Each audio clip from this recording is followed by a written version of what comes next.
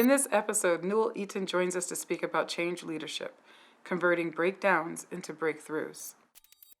Hi there, I'm Newell.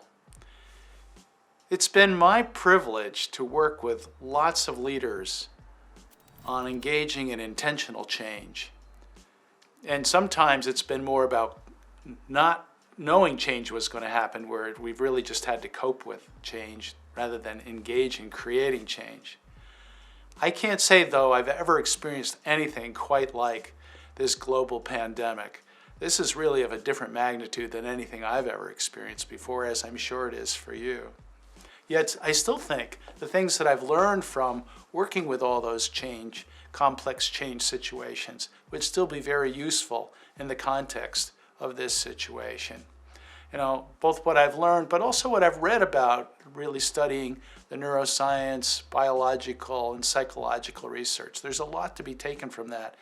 So I'd like, before I get started, for you to just write down what you'd really hope from a conversation about learning about how you could be a better leader, about how you could be a better manager and organizer of your team, how you could really create a stronger organization and use this time in this breakdown to really create a breakthrough. So I'm going to ask you to pause me for a moment here and just write those thoughts down. So I hope that what we're going to talk about will actually be relevant to what you wrote down. I suspect some of it will anyway. If you could just think about for a moment what your own stress level has been like lately. What number would you give yourself on a scale from 1 to 10 in terms of your stress today? Has it been greater or less? And if you were going to use a word to describe your mood, what would your mood be about this situation right now? You also might do that in thinking about some of the people in your lives, both people you work with, your family, your friends. What are you hearing? Are people talking about stress? And I just want to say it's completely natural for us to be talking about stress, because we've never experienced anything like this silent thing that could kill us. It's going to affect us. And that said, there are a couple things you can really do about it. And I'm going to tell you the one thing that I think is probably what the research says, and I've discovered really helps me, is the most important thing to do. Just one simple thing, and it's learning to take a deep breath. So we're going to breathe in through our nose. 1, 2, 3, 4. Hold it.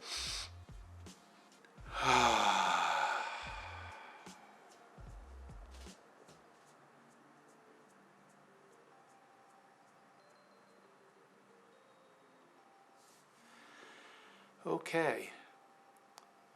I hope you found that useful. One of the people that I've studied that I found really helpful as a leader is a guy named William Bridges, who talked about something that I think is important to focus on, the difference between change and transition. Change is what happens. It's the event. The global pandemic is happening. You may have moved to a new house. You may have done a reorganization. You may have gotten married or had a child. Those are events. Those are real things that happen. That's change. But then there's what you do with it.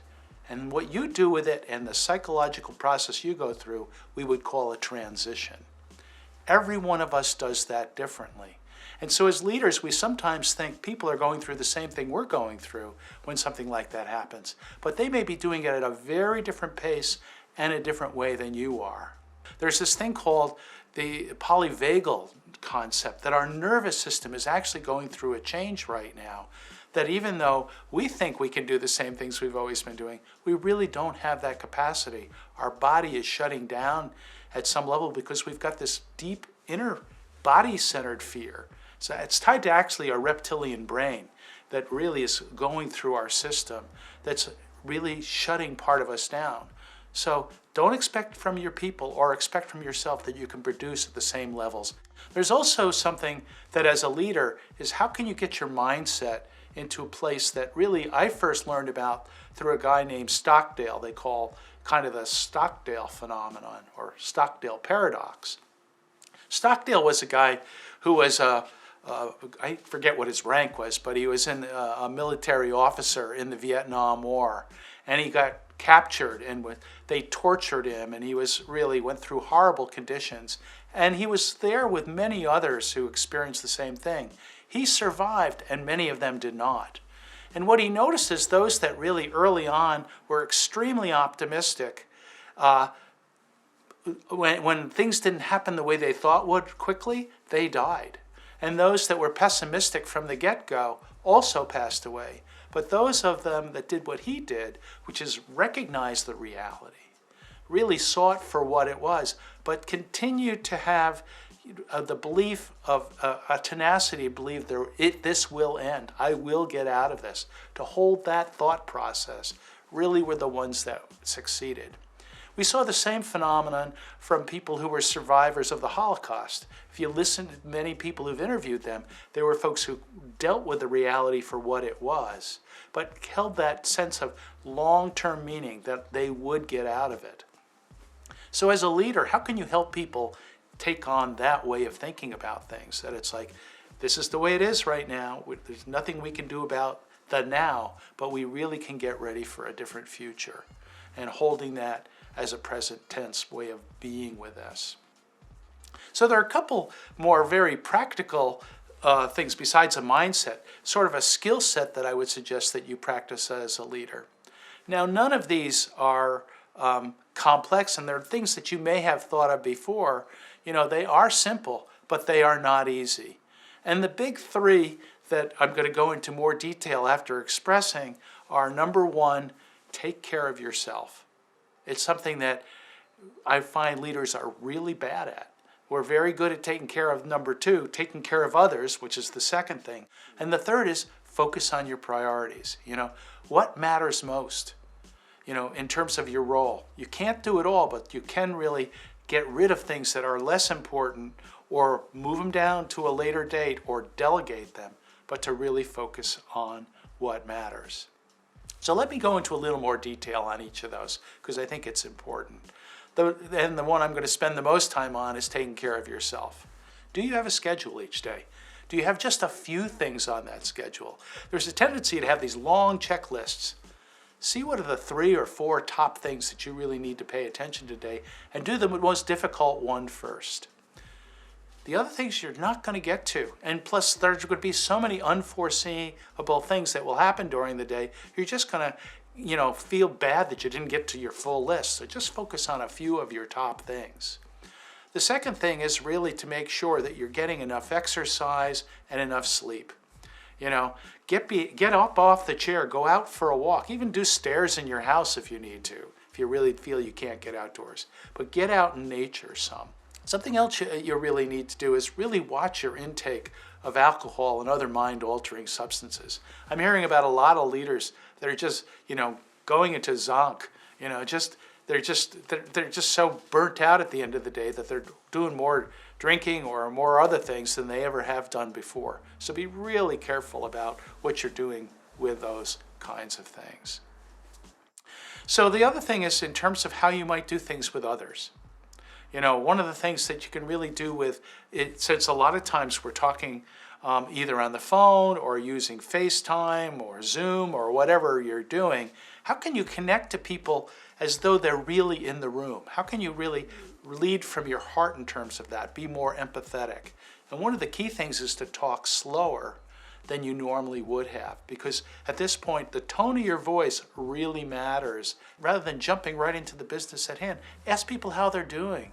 Ask them how their families are doing. You know, what's going on over the weekend? You know, tell people to stop working on weekends. You know, sometimes people get so lost in their work because it's the only thing they can focus on that they're not paying attention to the other parts of their life. So help them to take care of themselves as well by doing the same things that you need to be doing, being careful about those things. And the last one is really taking care of what matters. You know, back to my earlier list, what is really the core function of or purpose of your organization? You know, how are you focusing on your clients and customers? After this, can you be starting to think about what are new opportunities that might exist?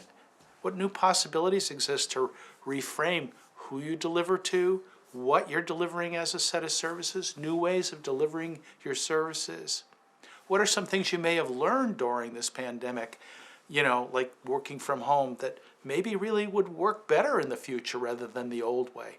One of the things I'm really hoping we're all focusing on going forward is how can we use this learning in this crisis to really deal with the bigger crisis that's in front of us called the climate crisis? How can your organization and what you're doing deal with our future things around climate? Because this isn't the last time we're going to be dealing with something like this. We know something more like this is going to be around the corner. So what can you be doing now to get ready for the next unexpected, unpredictable event?